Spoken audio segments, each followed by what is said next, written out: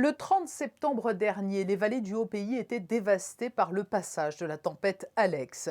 Les dégâts ont été très lourds et l'heure est aujourd'hui à la reconstruction.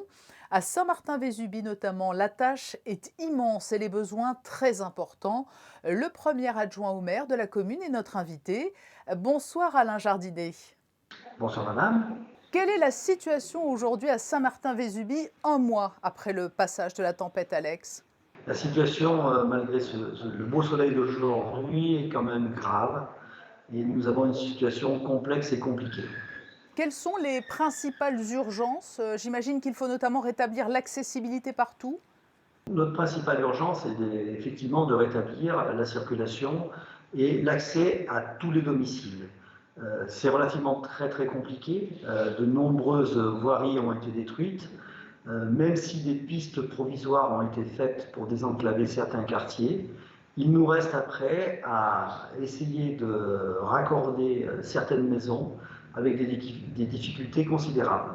Alain Jardinet, comment peut-on très concrètement aider aujourd'hui les sinistrés des vallées? Quels sont les principaux besoins? Alors les principaux besoins maintenant sont énormément financiers.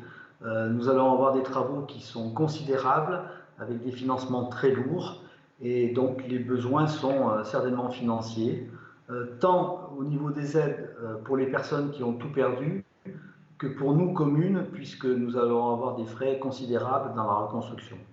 En termes de vivres ou de biens matériels, il n'y a là pas de besoin immédiat? Pour le moment, nous n'avons plus de soucis. Nous avons eu énormément d'aide en début de la crise.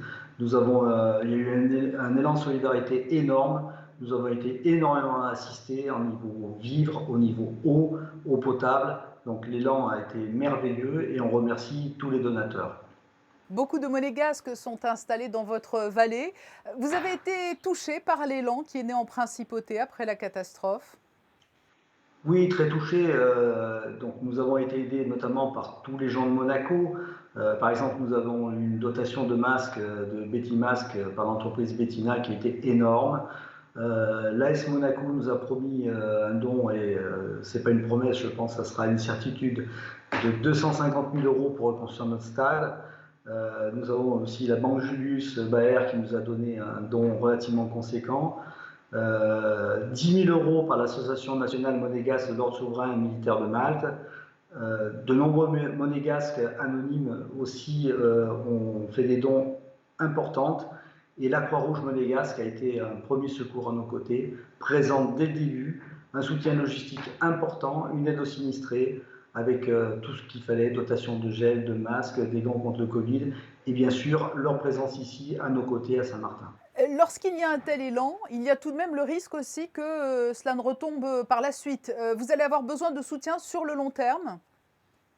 Ah oui, nous aurons besoin sur le long terme parce que la crise est à peine passée.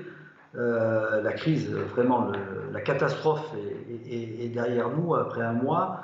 Néanmoins, maintenant, la reconstruction va prendre des années. Pour ce qui est routier, peut-être 3 ans. Pour ce qui est toute infrastructure, de 5 à 10 ans. Et nous aurons à long terme besoin d'aide énorme. Quel est le sentiment qui prévaut aujourd'hui à Saint-Martin-Vésubie? C'est la résilience? La résilience, un petit peu aussi de colère, puisque les gens n'acceptent pas de ne pas pouvoir rentrer chez eux alors que leurs biens n'ont pas été touchés, mais qu'il n'y a plus aucune route d'accès. C'est tout ça qu'il faut mettre en œuvre pour pouvoir faire en sorte que la vie reprenne normalement à Saint-Martin-de-Juilly, mais ça va prendre du temps.